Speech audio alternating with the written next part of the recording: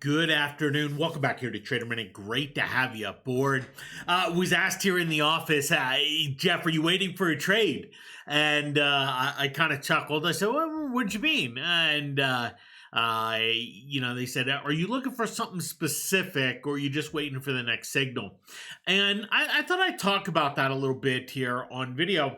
And the answer is yeah, both. I'm waiting for the next signal, okay, to come in, but I'm also looking at some specific stocks for some entries. Now, Devon Energy, we got the signal, we got everything. Yesterday, market down 50 points, selling off, things looking pretty ugly. So I didn't go after it because the options were overvalued. Clearly, it would have been nice to be in, but I can't go after it right here. The reward to risk ratio just doesn't make any sense with how it sits. Does it likely go higher? Yeah, it likely does, but it is not something that I can go after, especially on a day where oil's up $3. We don't see that very often, and yeah, I mean it's a big move.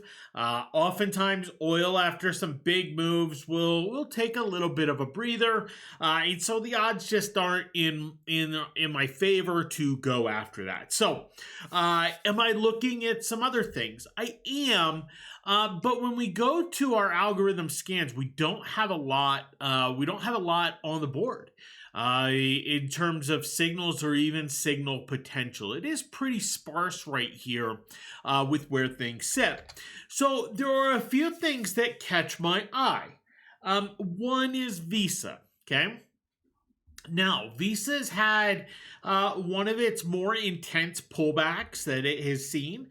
Nothing that's crazy unusual for Visa, but almost a 10% pullback here for the stock. And it's gone into normal correction mode, normal correction territory down to the 200-day moving average. It sold off on pretty good volume. I'm looking for a chance to get in.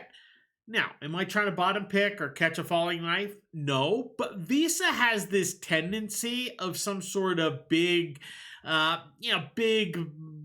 reversal candle where it gets this, sell off and then it rallies all the way back in the day. It isn't doing that yet. And I do think there's a potential that it does get there. Could we play that for the challenge? Absolutely, with our, overbought, oversold dynamic. So, one of the nice things that's a little bit different about this challenge from other challenges over the last several years is we do have the mechanics with the signals to go after some different looking stocks. So it's not like I go, oh, well, the market's selling off, I got to wait for upside crossovers. No, that is not the case. Now, will we get some? Probably. Are there some out there right now? No. In fact, if we come in and we just put, the upside crossover list here, you can see Schlumberger, Halliburton, EOG, ConocoPhillips, and they're all the same as the as this Devon element here. And so they're crossovers, but we're not getting signals with them right here. Okay. Now we do have, we have the market selling off, right? So we should have some downside crossovers, right? But we don't. Yeah, we only have Ford. And this stock has been upside, downside, each and every day, here with it. Now, as far as the 918 goes, we don't even have a lot of 918. In fact, on the downside crossover list, we have a few. Meta is new. Micron has earnings tomorrow. IBM, that chart's a little wild. But these crossovers aren't going to confirm any kind of signal here today. But that does take us to Meta. Now, this is a really interesting one. And right now, Mark Zuckerberg has been speaking. And Mark Zuckerberg's comments, from everything that I saw, nothing's too negative, but the stock has been selling off. In fact, if we come into a 1-minute chart, you'll see what it's done since his comments. The stock was slightly green and then very quickly rolled over. And then in the last 5 minutes has rallied $4. Okay, so it's in this reaction phase right now to Zuckerberg's comments, and all of that is still going on. Okay. Now, Is Meta, does it have a very kind of bullish outlook in terms of a lot of revenue and earnings in the future? Sure. Are there some question marks with what they're doing? Yes. And that has been why Meta has gone down so big and then gone up so big. And yeah, there's a lot of question marks, but you can see where the chart is taking this right down to the lower Bollinger Band. Okay, right down to the band. Now the bands are tight. I'm not just going to buy something because it's off that lower band, but it is something that, hey, if we do see it close above the high for the prior day, or tomorrow we see a stabilization candle, Friday a little bit of strength, we will probably see today's action erased and move on higher. Now, will that happen before the end of the month, before some of the government shutdown and all that kind of stuff happens? Probably not. It's going to take a significant catalyst for investors to really want to go buy stocks aggressively, knowing that the government shutdown is looming, knowing that the end of September, which is a historically bearish month, is looming. And so we still may have some sell-off in order here. Very interesting. I mentioned this morning. Small caps outperformed significantly this morning, and in fact, they're still outperforming. There's this old adage in the market where basically, small caps are the leaders. If small caps are rising, that's really bullish for the markets. If small caps are falling while the market's up, that's fairly bearish. That has not held true over the last about 18 months. We are seeing that correlation lost, or that kind of forward-looking element of small caps. We are seeing that be lost on a short-term basis and on a month-to-month type of basis here as well. You can see July was great for small caps.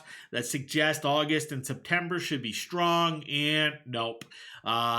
Quite the opposite. So, this whole small cap element, a lot to be, a lot has shifted and a lot has changed here with that. So, we continue to see the overall market metrics erode, continue to see them go down.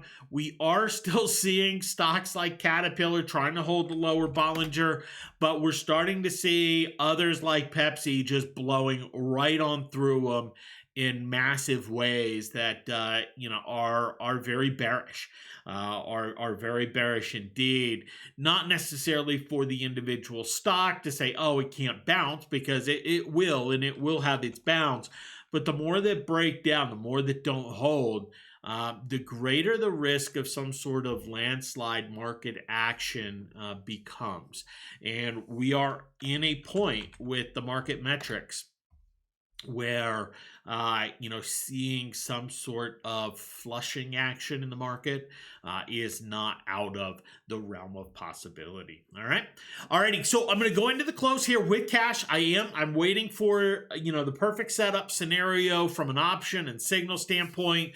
Just don't have it here. Some things that we could argue and say, hey, do we want to go bottom pick something like a Visa? Off the 200-day moving average, sure, we can make that argument. Pepsi, I brought that up because I did go price it. You go look at Pepsi after some of its biggest down days, it is typically higher 2 days later. And that is not always the case. You can just come look right back here in May to see that wasn't the case. But at least rally back to that level, is historically true. And so I'll look for it to overshoot a little bit. And if we're going to go pick up something in an oversold condition, look at a Visa or a Pepsi. But as far as, playing something lower, there are some setups out there. The options are just not very good. I talked about Apple yesterday, and they're going to pay off if the stock keeps going down. It reverses a little, and some of that implied volatility comes out. Those options will not be in a good spot. So I am, opting to, to just say, hey, I'll let some of this play out and, look to grab some of the rebound. All right. Thanks for hopping on. Have yourselves a fantastic day, and we'll talk to you later. Take care.